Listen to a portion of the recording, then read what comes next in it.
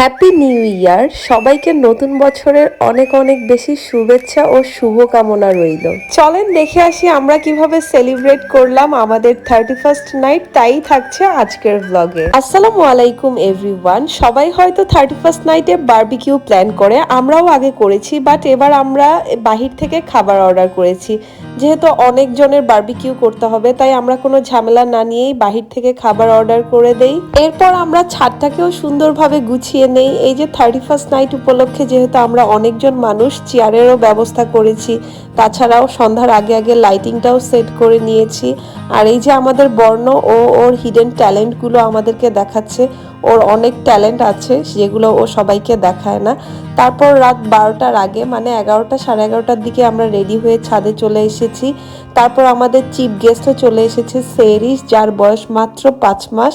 এর মধ্যে আমরা বাচ্চাদের জন্য কিছু খেলার আয়োজনও করেছি, বড়দের জন্যও রেখেছি। বাচ্চাদের জন্য রেখেছিলাম আমরা বিস্কুট খেলা, যেটা ওরা খুব বেশি এনজয় করেছিল। বাচ্চাদের এই বিস্কুট খেলা দেখে আমার খুব ছোটবেলার কথা মনে পড়ে গিয়েছিল। ছোটবেলায় স্কুলে এরকম বিস্কুট প্রতিযোগিতা হতো, তখন এরকম লাফায় লাফায় বিস্কুট প্রতিযোগিতায় অংশগ্রহণ করেছিলাম।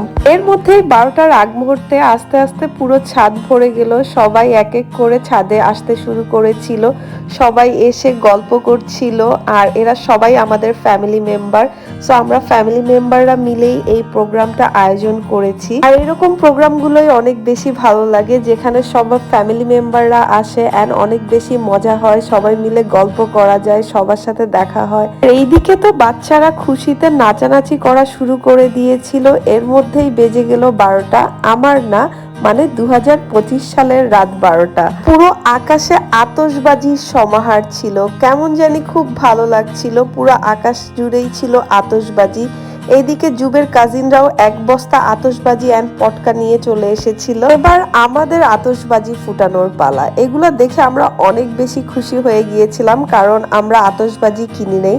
সো ওরা আমাদের জন্য অনেকগুলো আতশবাজি নিয়ে এসেছিল। তারপর আমরা সবাই মিলে সবগুলো আতশবাজি ফাটিয়েছিলাম। এই যে এই ফায়ারওয়ার্কসটা দেখছেন, এটার ভিতর 30টা আতশবাজি একসাথে ছিল। সো একসাথে যখন 30টা একের পর এক ফুটছিল, তখন আমরা সবাই মিলে অনেক বেশি এনজয় করছিলাম। যতটা এনজয় করছিলাম তার মধ্যে ভয়ও পাচ্ছিলাম।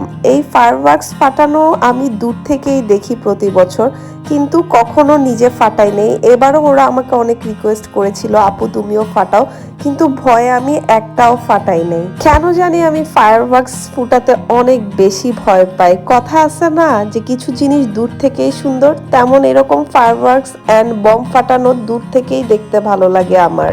এই যে ওদেরকে দেখতে পাচ্ছেন, ওদের কাছে মনে হচ্ছে আতশবাজি আর বমের কালেকশন শেষই হচ্ছে না। তারা এত ফাটিয়েছে, তাও ওদের কাছে এখনো অনেক রয়ে গেছে।